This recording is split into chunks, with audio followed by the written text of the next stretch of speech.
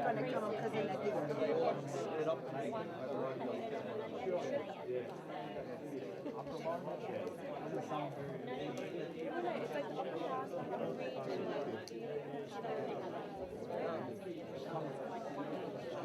I want to be sent off first. Thank you.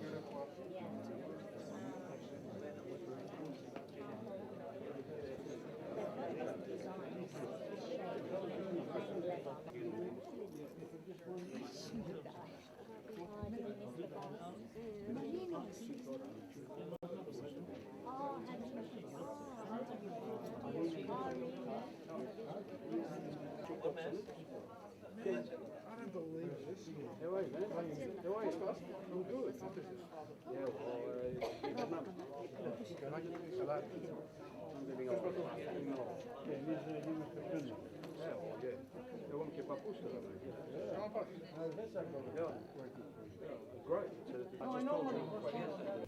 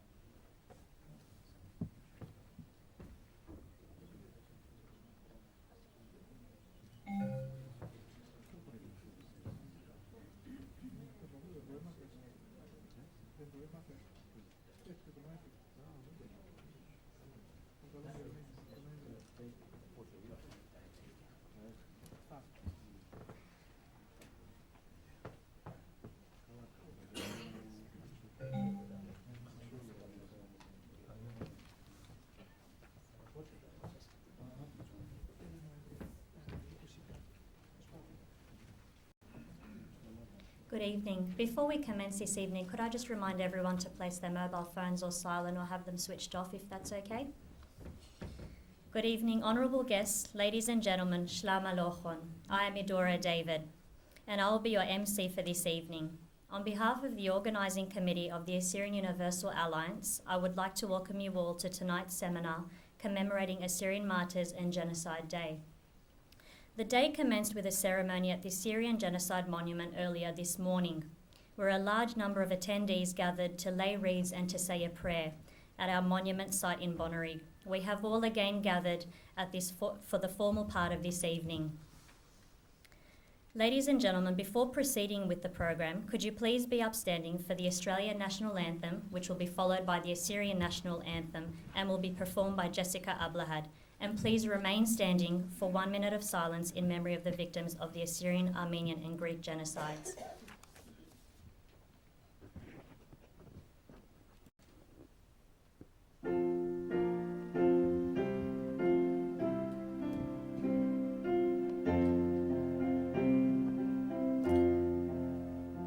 Australians, oh let us rejoice rejoice, for we are young and free, with gold and soil and wealth foretold.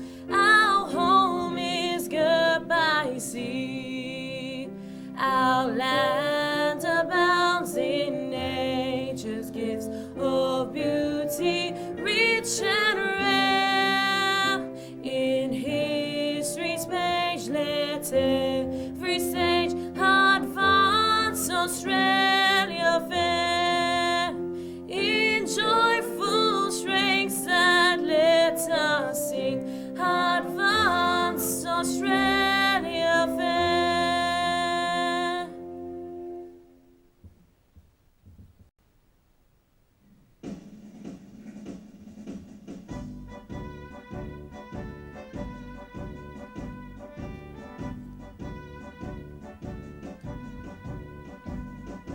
قارم رماد شمع رما تقوم تنعطور كالغ بشلما أدويلا در گشتد مردوتا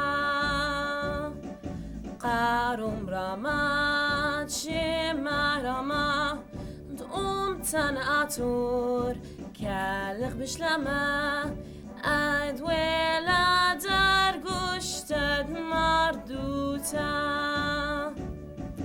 قائي قراد أواهتان أني برسلون الأمراني تا أني مهد يالون أبرناشوتا تأمرا وبشلما هلا بعدوتا خيو أوريوا قروة خانوتا دريما وبمريا قولا يوتا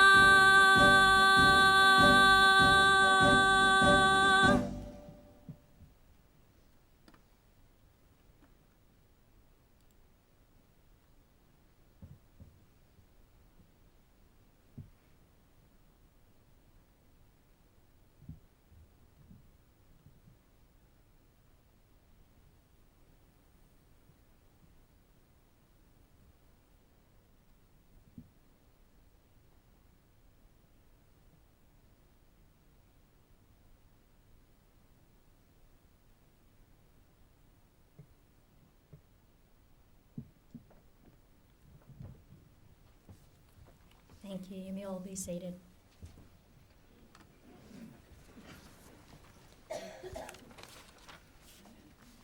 I would like to take this opportunity to formally welcome all of the guests that are present here this evening.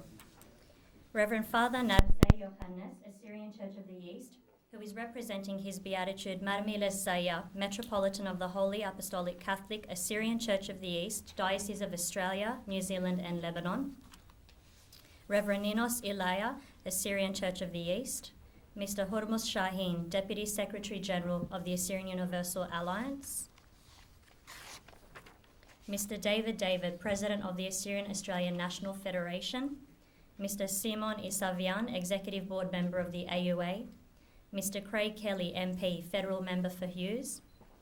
Mr. Andrew Rohan, MP, Member for Smithfield, Chairman of Assyria Parliamentary Friendship Group, representing the Premier of New South Wales, the Honourable Barry O'Farrell, MP. The Honourable David Clark, MLC, Parliamentary Secretary for Justice, representing the Honourable Victor Dominello, MP, Minister for Citizenship and Communities and Minister for Aboriginal Affairs, and the Deputy Chairman of the Assyria Parliamentary Friendship Group. Reverend the Honourable Fred Nile, MLC, Assistant President and member of the Christian Democratic Party. Mr. John Kay, MLC, Greens Member of the New South Wales Legislative Council. The Honourable Shahid Muslimani, MLC. Mr. Guy Zangari, MP, Member for Fairfield, Deputy Chairman of the Assyria Parliamentary Friendship Group. And also the Honourable Amanda Fazio, MLC. She was supposed to be here this evening, but unfortunately did fall ill, so she does send her sincere apologies. We have here tonight also Mr. Andre Anton, our international guest, an American filmmaker. We have Dr. Elmar Abo, founder of the Nineveh Project from the US. We have Dr. Resho Donef, a leading researcher on the ethnic minorities of the Republic of Turkey. We have Mr. Stavros Stavridis, a historical researcher on the Greek-Turkish War between 1919 and 1923 and minorities in the Ottoman Empire and Middle East.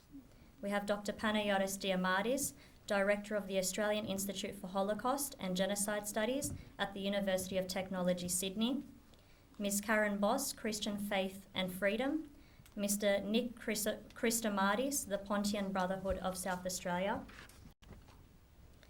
Ms. Elena Harrison, the Armenian Cultural Association of South Australia.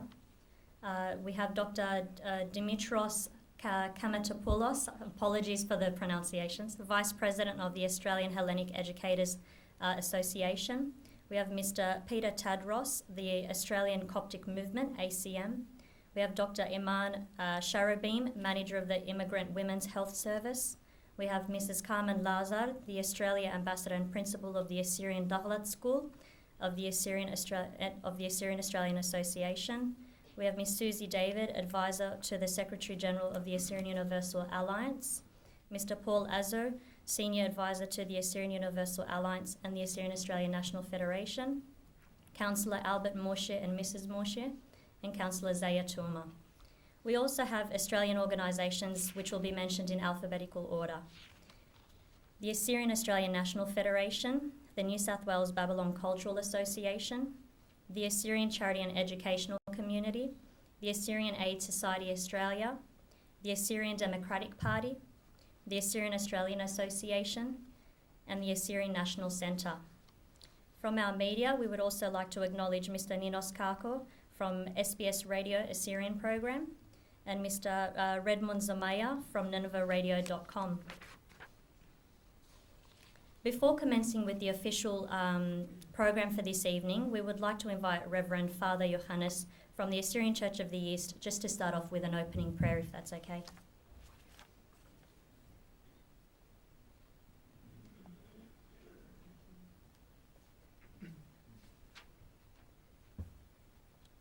Good evening. First of all, I would like to extend His Beatitude's sincere apologies for not being able to be here tonight. He sends his greetings and praise for the edification of our holy church and glorious nation.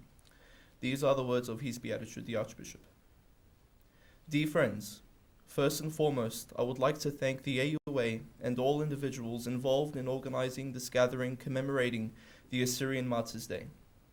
Within the past few years, the work of the AUA in prompting awareness of the genocide suffered by the Assyrian people has gained so many momentum and appreciation by many within the Assyrian community. I take this opportunity to extend my sincere thanks and appreciation to Mr. Hormuz Shaheen and all members involved in the solemn event. The Assyrian cause must be considered a high priority for all people who work towards protecting the dignity of human life and human rights. Upholding the integrity for human life is ever more paramount during the difficult times and rapid changes sweeping the Middle East.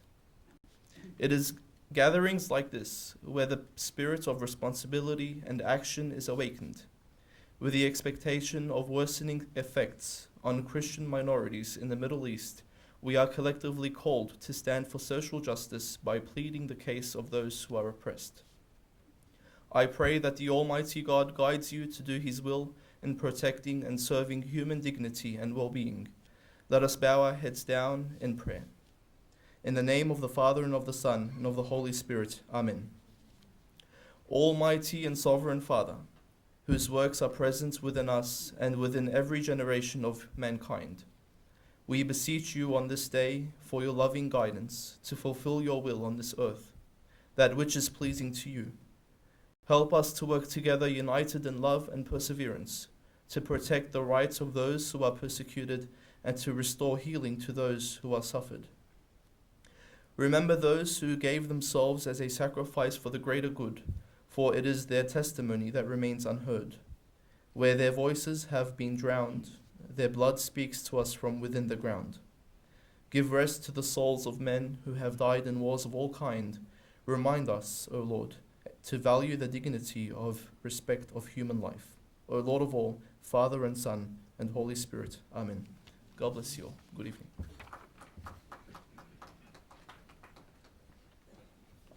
Thank you, Reverend Johannes. For an official welcome, please join me to welcome the Deputy Secretary General of the Assyrian Universal Alliance, Mr. Hormuz Shaheen.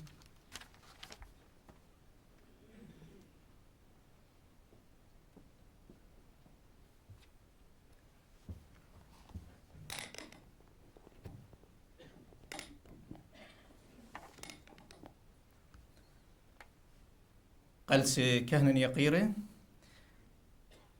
أرخن مغبة بني أمتي أطراي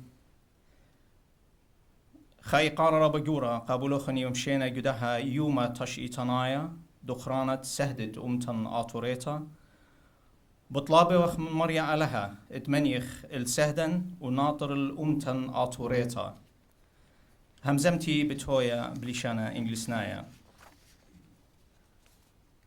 Reverend Fathers, honorable guests, ladies and gentlemen, on behalf of my colleagues, the Executive Board members of the Assyrian Universal Alliance Australian Chapter, it gives me great pleasure and honor to welcome you all to this evening's seminar commemorating the Assyrian Martyrs and Genocide Remembrance Day. I would like to thank most sincerely Mr. Andrew Rohan for hosting this conference and for his assistance in holding the commemoration in this esteemed location. I am thankful for the presence of representatives from the three levels of federal, state, and local government offices. I thank our main speakers for their courageous stance, which is disseminated throughout the world to fight the evil of genocide. Particularly, I welcome our guest of honor, Mr. Andre Anton from the USA, and congratulate him for the premiere screening of his documentary, Defying Deletion in Australia. Our special thanks to representatives from the Armenian, Greek, Coptics, and Assyrian organizations present. During World War I, the Ottoman Empire carried out its infamous ethnic cleansing against the Greeks, the Armenians, and the Assyrians. Millions of indigenous ethnic souls perished as a result of the savagery of the Ottoman Turks. As a result of this genocide, the Assyrians lost all their territories within the borders of modern Turkey. At least 750,000 Assyrians, 1.5 million Armenians, and 500,000 Greeks from the Pontus region and many others were exterminated in unbelievable horror scenes of massacres and deportations. And hundreds of thousands of children and women were abducted and forced into Turkification and Islamization. The World War II Holocaust could have been prevented had mankind risen to the mission of brotherly solidarity and learned a lesson from the horrific event of the genocide committed against our three nations, preventing such acts in the future. But the world chose to focus on a different outcome, the reflection of the weakness of the world's attention and responsiveness that is still feeding the aftermath of that first genocide. In recent years, history is repeating itself for the Assyrian nation. Our people are being systematically driven out from our ancestral lands in Iraq and Syria. Assyrians have been subject to gross violation of their rights. Murder, rape, assault, and forced conversion to Islam have become commonplace as armed death squads attempt to force Assyrians out of their habitats. After almost a century of lost lives, tragedy, and grief, the Assyrian feels they deserve recognition and an apology, not for the sake of an almost annihilated nation, but for the justice on to the fallen innocents whose cries for rectitude ring ever louder. Therefore, we call upon you, our esteemed members of parliaments from federal and state of New South Wales, to support the motion to recognize the Assyrian, Armenian, and Greek genocide. Let justice be done, souls consoled, broken hearts mended, nations reconciled, and honor given to all those who perished so needlessly during a dark hour in mankind's recent history. Thank you.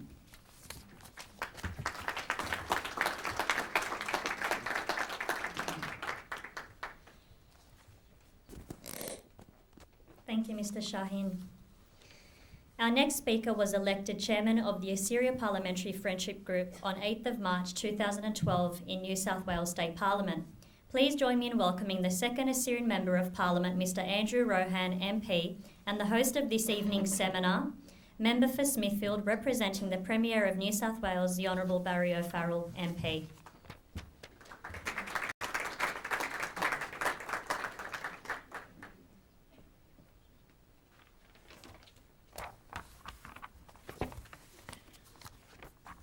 Good evening, everyone. Firstly and most importantly, I'll acknowledge the first Australians on whose land we meet and whose culture we celebrate as one of the oldest continuing cultures in human history. Reverend Narsai Ukhanis, representing His Beatitude Marmel Zaya, Reverend Ninos Eleya, Mr. Hermes Shaheen, Deputy Secretary General of the Assyrian Universal Alliance, Mr. David, President of the Assyrian Australian National Federation, and the Honorable David Clark, MLC, Parliamentary Secretary for Justice, representing the Honorable Victor Dominello, MP, Minister for Citizenship and Communities, and Minister for Aboriginal Affairs, Deputy Chairman of Assyria Parliamentary Friendship Group, Mr. Guy Zengari, Deputy Chair of the Assyria Parliamentary Friendship Group, Reverend Fred Nile, MLC, Mr. Shaukat Muslimani, MLC, and John Kay, MLC, and fellow councillors, distinguished guests, ladies and gentlemen.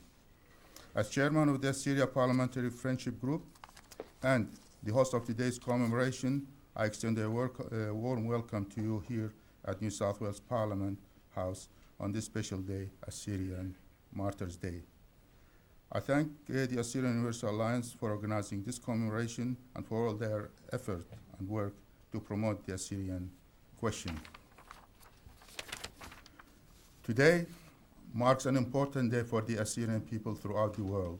Today is the 7th day of August, and it is the day chosen to remember our fallen Assyrian martyrs.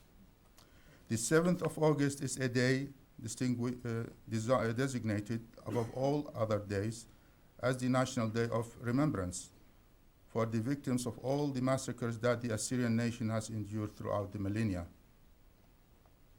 History records after attempt to end the existence of Assyrians and cleanse them from their ancestral home.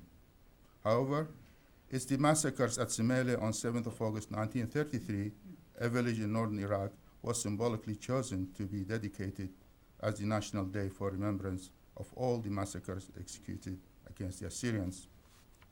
At Semele, more than 3,000 innocent, unarmed, and defenseless civilians, men, women, and children, were brutally massacred by the Iraqi army. Today, we also remember the more than 750,000 Assyrians slaughtered at the hands of the forces of the Ottoman Empire during World War I. Together with 1.5 million Armenians and more than 500,000 Hellenic Greeks in what was known to be the first genocide of the 20th century. My parents were survivors of this genocide.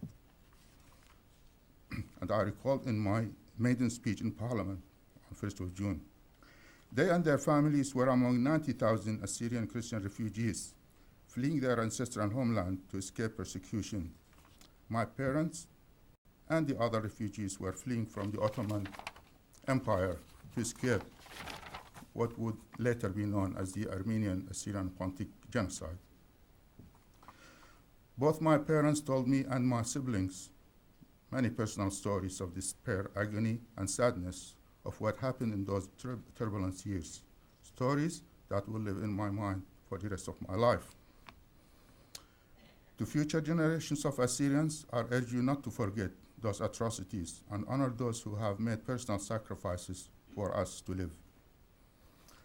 As an Australian of Assyrian ancestry, I'm honored to join the Assyrian Universal Alliance Australia chapter and the Australian Institute for Holocaust and Genocide Studies to commemorate Assyrian Martyrs and Genocide Day. Premier Barry O'Farrell could not be with us today, but conveys his warmest greetings to the Assyrian community in New South Wales. And now I'll read the Premier's message. Assyrian Martyrs Day is a day of great significance for Assyrians throughout Australia and the world. Throughout the long and turbulent history of the Assyrian people, Assyrians have fought to maintain a strong religious and cultural ethnic identity. The New South Wales government is proud of the cultural diversity of our citizens and values the efforts of each community, not only to preserve their heritage and traditions, but also to share these aspects of themselves with the wider community. It is true that leaders who have the interest of their nations at heart understand that a safer world has a direct benefit to the prosperity of their countries. Links with our history and heritage are an important reminder to us all of the importance of working together to create a caring, compassionate society which appreciates and celebrates diversity. Assyrian Australians in New South Wales are able to enjoy living in a state where contributions by immigrants are valued and respected, and where the pursuit of the principles of multiculturalism is largely binding. The Assyrian community has made many valuable contributions to the development of New South Wales. Your participation in daily life in our state demonstrates that you value the cultural diversity which characterizes us. May our united values continue to serve as an example to all of those who seek more open societies, democratic systems, and their associated freedoms and respect for humanity.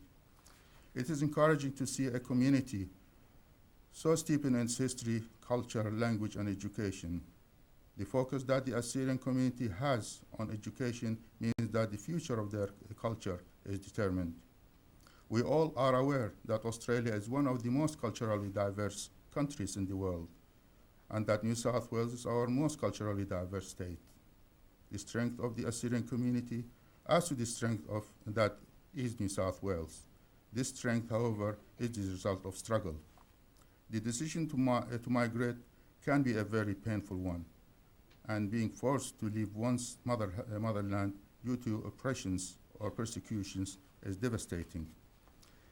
Establishing a community in a new country is a difficult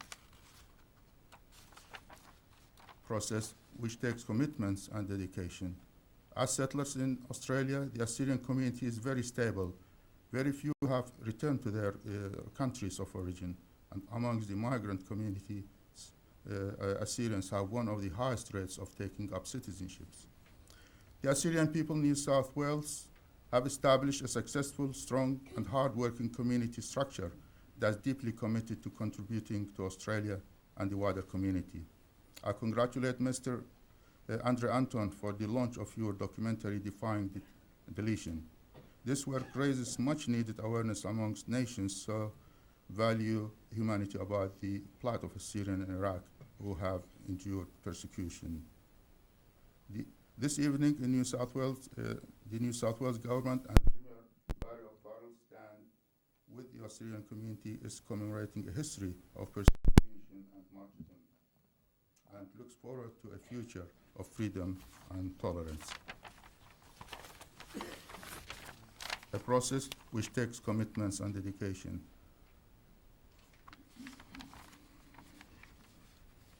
As settlers in Australia, its community is very stable. Few have returned, as I said before, to their countries, and they have done very well in New South Wales. I congratulate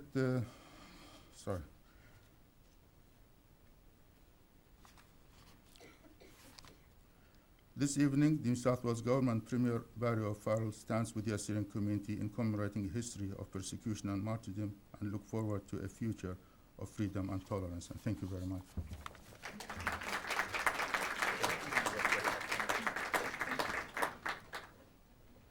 Thank you, Mr. Rohan. Our next speaker in his secondary teaching career, Dr. Diamardis has incorporated the teaching of ancient Assyrian history in his high school certificate New South Wales multiculturalization course. In his adult education activities, he includes a great deal of Assyrian content in his short courses at the Workers' Education Association, Sydney, looking at the Assyrian heritage in Iraq and Turkey from antiquity to the present.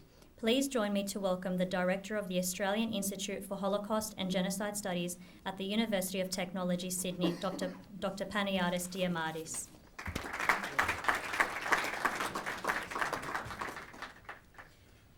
Shalom, Kalispera, and good evening. It is a pleasure once again to be standing here, this time not as one of the keynotes. I thought I'd give your ears a rest this year. But on behalf of the Institute, welcome, thank you to Mr. Rohan and of course to everybody in the Parliament that has helped put this evening together. Our Institute was one of the first in the world to introduce Assyrian genocide studies as part of its programs at the University of Technology in Sydney.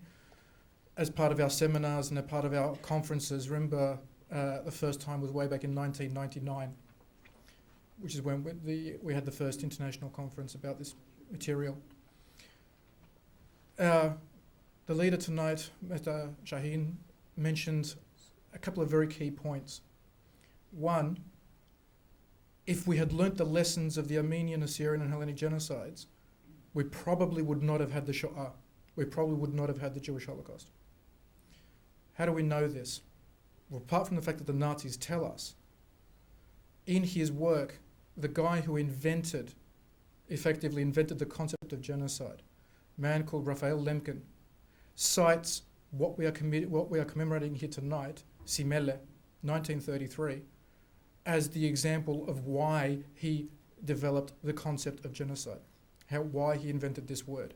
In his handwritten notes, he specifically mentions Simele 1933 as an example of genocide before World War II. This is an example of not only research, but for the present.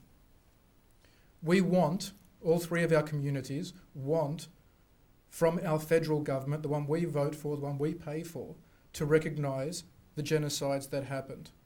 We want them to recognise not just because these events happened, but because Australians were involved. Australians were rescuers. Australians donated money, food, blankets. Australians on the ground, Anzacs, were there actually rescuing people, seeing the genocide and trying to do whatever they could to stop it. So parliamentary recognition of the Armenian genocide already has happened in New South Wales, but of the Hellenic and the Assyrian genocides by the Parliament of New South Wales, and of all three genocides by the federal parliament, is recognising Australian history, is recognising Australia's role on the international stage. So it is just as much about Australian history as it is about our personal histories. I will not keep you much longer. I think I've warmed the microphone enough. Enjoy the evening as much as these things can be enjoyed. Thank you to the international speakers. Thank you to Salvador coming up from Melbourne and everybody else who travelled from interstate. And hopefully next year we won't be saying we want recognition. Hopefully at next year's commemoration we'll be saying thank you, New South Wales Parliament, thank you, Federal Parliament, for recognising our experiences.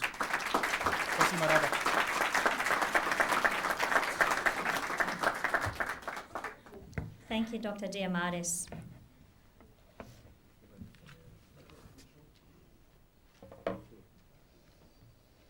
In an unprecedented development, several federal members of Parliament rose in the House of Representatives on November 21st, 22nd and 23rd to affirm the historical reality of the Armenian, Greek and Assyrian genocides and call for the Australian recognition of these crimes against humanity.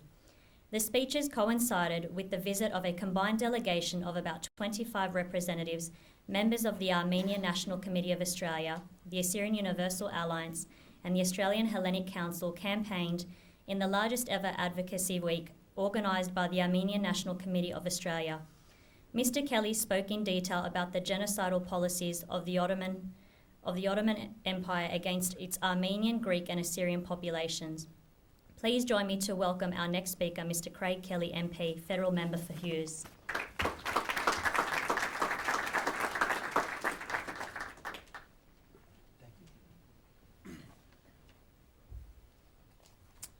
Thank you very much, and good evening, everyone. Firstly, I'd like to acknowledge my state parliamentary colleagues, Reverend Fred Nile, the Honourable David Clark, MLC, Andy Rohan, our member for Smithfield, and doing a fantastic job, Guy Zangari, our member for Fairfield, thank you, John Kay, MLC, and also Shakid Musulman, MLC as well. Thank you for coming here tonight. Now, I was back last year on the 21st of November that I was very pleased to join with the member for Bennelong, John Alexander, the member for North Sydney, Joe Hockey, and the member for Wentworth, Malcolm Turnbull, to speak in support of recognising the Armenian, the Assyrian and the related Greek genocides in our federal parliament. Genocides that were a direct result of a deliberate and systematic campaign against the Christian minorities of the Ottoman Empire between the years 1914 and 1923. Now, thankfully, my full speech has been reproduced in tonight's pamphlet, but I'd like to read just a few comments of the conclusion if I could. That's it. Now, if we're to learn from history, firstly, we must recognise that these events occurred. Secondly, we must look at the facts and the circumstances to ensure that the breeding ground for such genocides can never happen again. And we must learn from the Armenian and Assyrian genocides that any ideology that promotes one race as being superior to another, or one ideology that promotes a religion, that one religious faith as being inferior to another, is an evil and must be opposed. The words of Eli Wiesel, a Holocaust survivor, of Hungarian Jewish descent and a Nobel Peace Prize winner in the year 1986, sum up what we all must remember of the genocides. He said, "For the survivor who chooses to testify, it is clear. His duty is to bear witness for the dead and for the living. He has no right to deprive future generations of a past that belongs to our collective memory. To forget would not only be dangerous, but offensive. To forget the dead would be akin to killing them a second time. It is now time for our Parliament to join with other parliaments around the world to recognise these genocides for what they were." Those words are in our Hansard and will remain there for as long as our Australian Federation survives. Now, that was 9 months ago, and today the need for that recognition is more pressing than ever.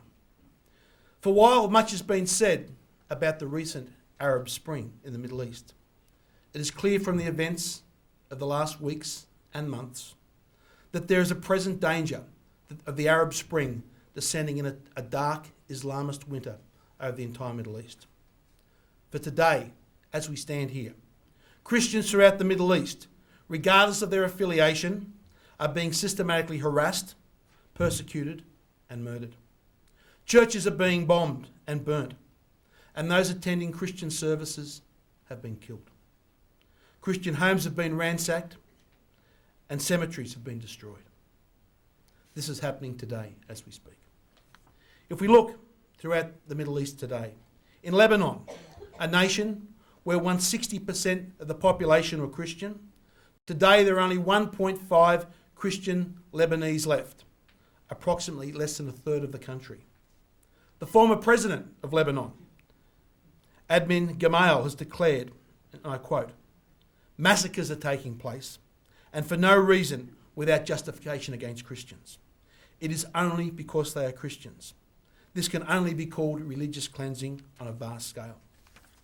If we look in Saudi Arabia today, it remains a crime even to hold a religious ceremony for any other faith other than Islam.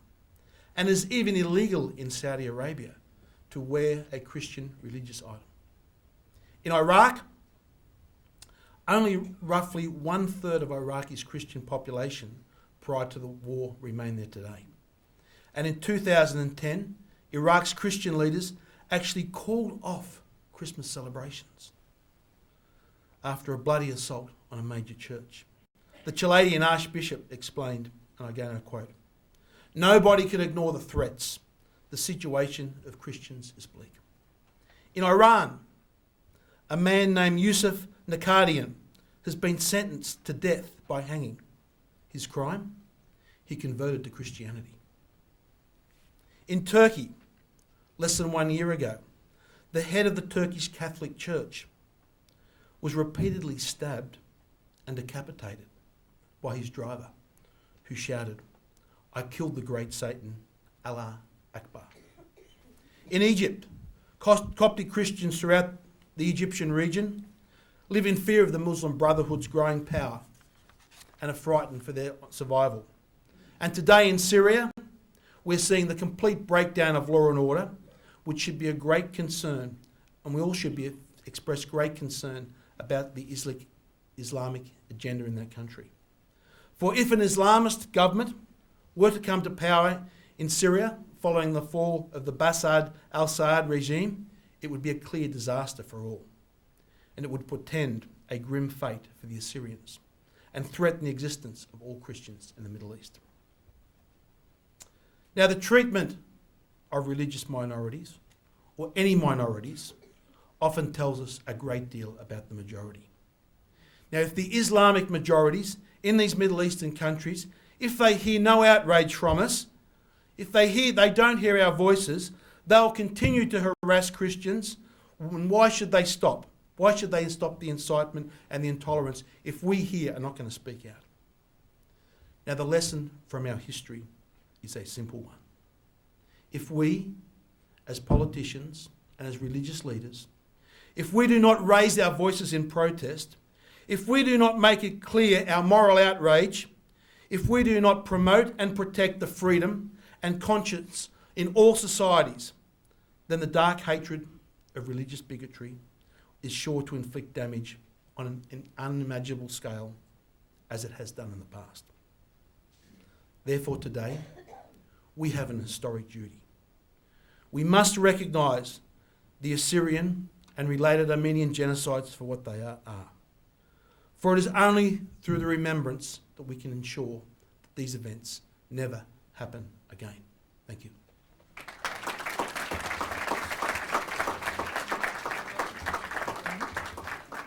Thank you, Mr. Kelly. I'd now like to call upon Mr. Hormuz Shaheen to present Mr. Kelly with an award. This award is a certificate of recognition which will be presented to Mr. Kelly, the MP for Member for Hughes, for his outstanding contribution in promoting recognition of crimes against humanity of the Assyrians, Armenians and Greek genocide in Australia and in Federal Parliament.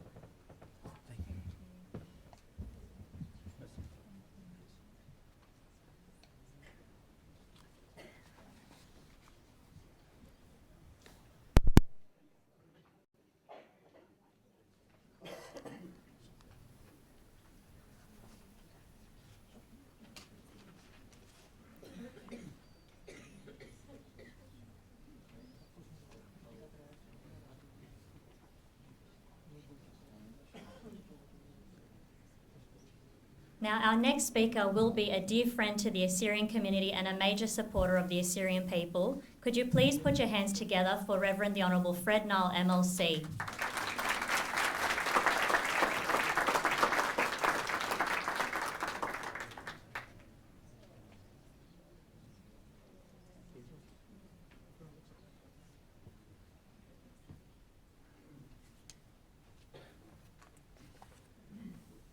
Reverend Fathers, parliamentary colleagues, ladies and gentlemen, I thank the organisers for this last minute opportunity for me to bring to you some of my thoughts and a greeting on behalf of the Christian Democratic Party.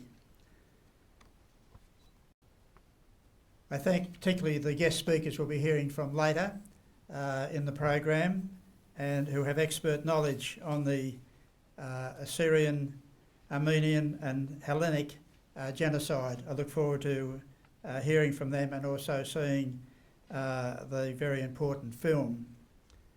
I particularly thank the Deputy Secretary-General of the Assyrian Universal Alliance, Mr Herman Shahin, and President David for their untiring efforts to bring before all members of Parliament this very important issue, both federal members and state members of Parliament. So thank you. I deeply appreciate it. I also promise to do all I can to keep this issue before the New South Wales State Parliament. Now we have a coalition government. I'm hoping we'll make more progress than under the previous government. We also pledge to do all I can to prevent any future tragedies that have occurred in those previous years in the 1900s, that they never be repeated. As we had the theme on the screen, we shall never forget. And I certainly will keep that pledge myself. I also share my concern for the suffering of the Syrians, particularly in Iraq at the present time.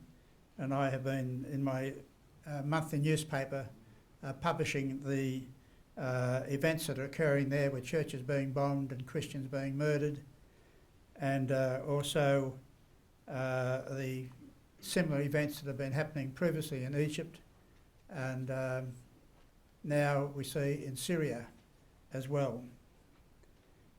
Our Christian Democratic Party has made a pledge to keep Australia Christian. Australia was started as a Christian nation, and there's never been a vote to change that original decision. When the politicians who adopted our Commonwealth Constitution said proudly, we are now establishing a Christian Commonwealth, and no one questioned that.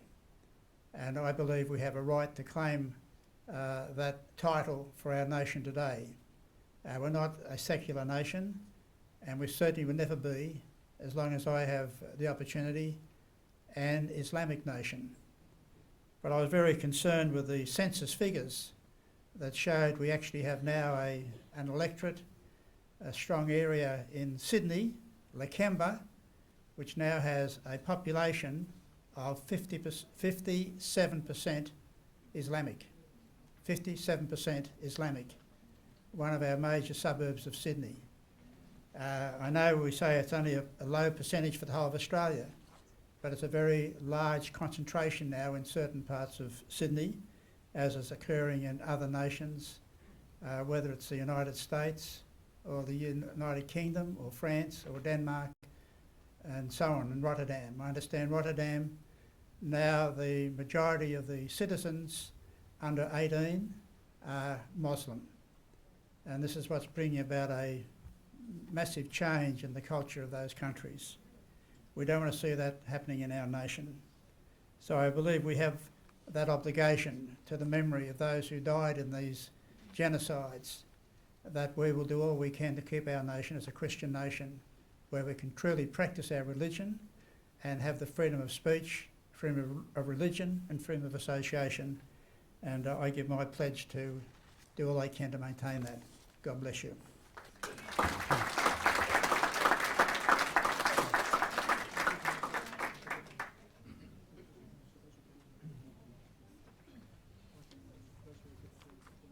Thank you, Reverend Niall. Dr. Rachel Donoff was born in Istanbul, where he completed high school.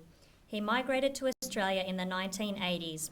He first studied languages and sociology, and after completing a master's degree in sociology, he went to Sweden and studied for a diploma in social sciences at the University of Stockholm. When he returned to Australia, he embarked on a doctoral thesis focusing on Greeks, Assyrians, Armenians, and Kurds. Dr. Donoff conducted research both in Australia and Sweden for the thesis and interviewed survivors of the Armenian Genocide. After the completion of his thesis, Dr. Donoff concentrated on the Assyrians, researching the Assyrian Genocide and other aspects of modern Assyrian history. Dr. Donoff currently is working on a book examining all Assyrian religious denominations, their connection to each other and to ancient Assyria. His topic for tonight is Assyrian Genocide, Denialism of the 1 century of struggle for recognition. Please join me in welcoming Dr. Rachel Donoff.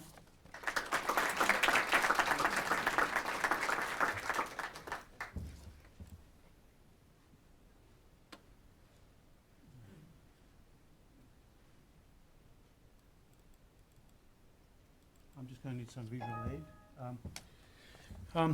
Reverend Father Johannes, representative of His Beatitude Mar Milizaya, Metropolitan of the Assyrian Church of the East, members of the Federal Parliament, members of the New South Wales Parliament, distinguished guests, member of the Assyrian community, good evening.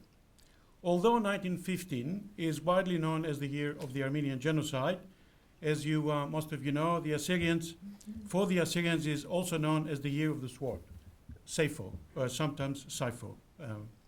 Hundreds of thousands of Assyrians of different denominations were killed during the Saipho.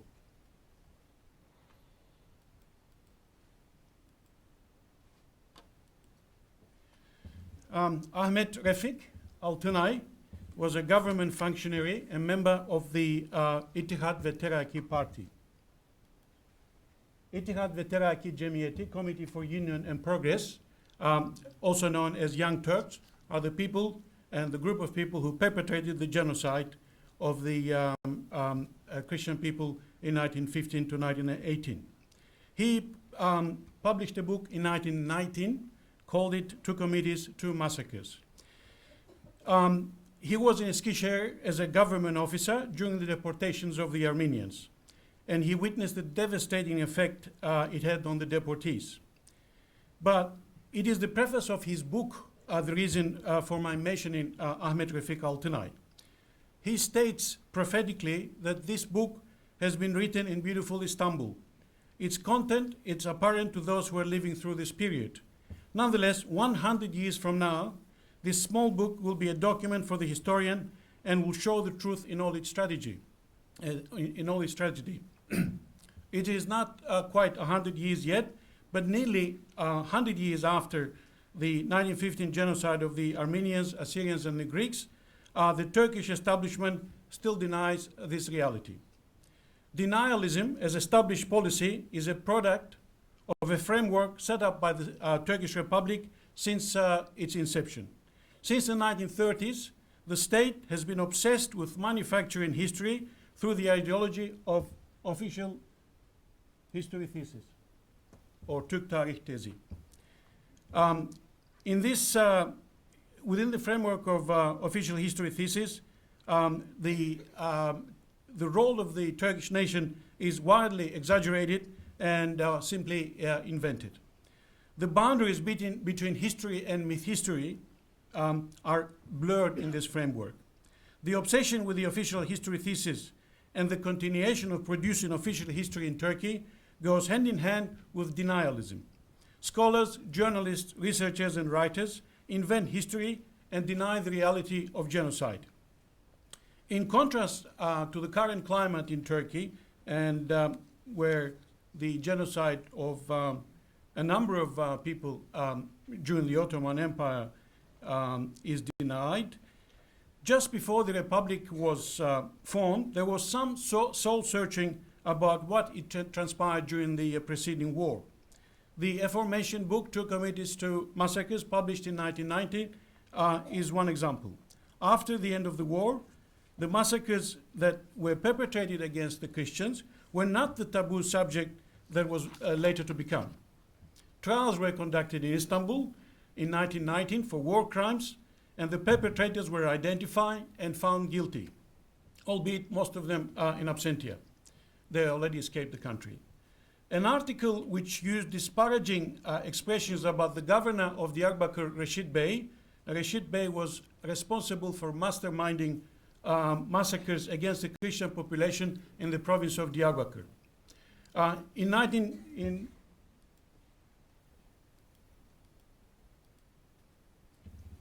journalist interviewed, he was arrested at the time, interviewed Rashid Bey and made a number of accusations. This is clearly, you can say, this is a Turkish journalist, and the year is 1919.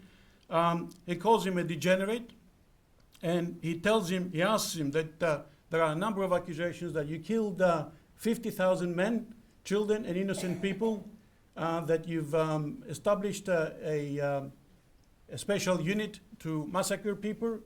The response by Rashid Bey at the time was that they're all lies and that he's got no information about these things. But the conclusion of the journalist is interesting, and it is the year 1918, I remind you. Because of the action of people such as this detestable Rashid Bey, whom no religion, sect, or profession will claim as its own, the world civilization sees us as the murderers of the oppressed. And this stain will be present from our ancestors' grave to the cradle of our children. So this critical attitude regarding the massacres perpetrated during the war, or even acceptance of collective responsibility, can be contrasted with the attitude that adopted after the formation of the Republic. Until the Armenian genocide emerged as a thorn for the Turkish Republic, the massacres of Christians was something to brag about.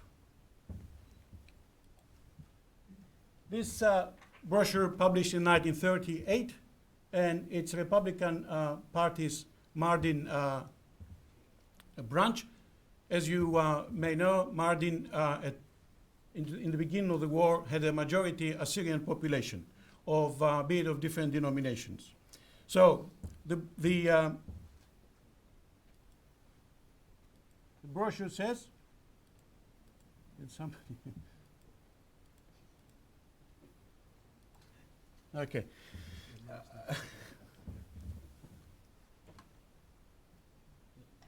There it is. Thank you. Thank you. What the brochure says: the greatest, the most happy and dignified joy for the Turkish Mardin felt in her ancient history, going back for centuries and during her existence, happened in 1915. For the people of Mardin, this joy, which was more valuable, more precious from life itself, happened during the autumn months of that year. Mardin reached another joyful occasion in 1915. Now, these thinly veiled references to massacres of Assyrians, given that the majority of the population of Mardin at the time was Assyrian, were promoted as a source of pride.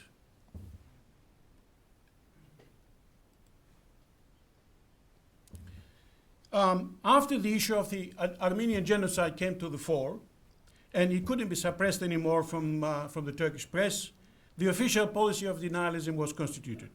Boasting gave way to denialism. Academics were trained to deny that such an event took place. Turkish Historical Society focused on publishing books which purportedly showed that the Turks themselves were victims of aggression by Armenians and Greeks, would you believe?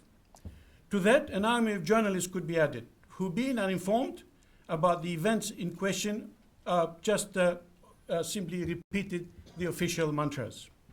So, in the next few decades, the establishment established mechanisms just to refute Armenian accusations, or accusations by the Armenians. In short, the denial of Armenian genocide had a very well-established framework in Turkey. But when the issue of Assyrian genocide came to the fore and emerged as an issue for the Turkish Republic, the establishment was caught unawares. There weren't many academics with sufficient knowledge of Assyrian history, other than perhaps Salahi Sonyel, to refute the claims of the Sayfo. Journalists of such nationalist and denialist newspapers, such as Hürriyet or Türkiye, had no idea of the complexity of the issues involved, or even understood the history of the Assyrian communities during the war, though that didn't stop them from writing about it. Currently, there are only a few academics who are employed in the service of what I call safer denialism. Mehmet Çelik and Bülent Özdemir springs to mind. Mehmet Çelik wrote a book on early Syrian Orthodox history. That's Assyrian Orthodox history, which it must be said is quite well researched. Yet Mehmet Çelik, who must have knowledge of what happened in 1915, in an interview he gave to Zaman newspaper, he stated, the Interior Minister Talat Pasha sent 7 circulars to provincial and district governors of the East and Southeast during the tehcir, that's the deportation. In these circulars he said, oh, be very, very careful not to bleed the nose of a single Assyrian. Therefore, the Syrians were not subjected to deportation. If it weren't this assertion that not a single Assyrian shed blood and that the Assyrians were not subjected to deportation is not a serious proposition to warrant a comment. Studies have been published in Turkish, and someone who works in this field should have been aware of them. At the very least, one can consult the publication of the Ottoman archives. In these previous documents, actually this, I gave the source, 1965, the document talks about Suryanis deported. Suryanis are reference to Jacobite Orthodox Assyrians. One thing you'll find that in these documents in different languages, the references to Assyrians is only through the denomination. So it's Nestorian, Syrians, Chaldeans, and Syria Catholic and so forth, and not to the national appellation. So, the person who is very well informed about the Syriac Orthodox history, and they have access to these books which are publicly available, then they say the Syrians were deported. I have also published some documents, and so to say that the Assyrians were not subjected to deportations, unlike the Armenians, is either sloppy scholarship or it is an act of conscious denialism, which I think is the latter.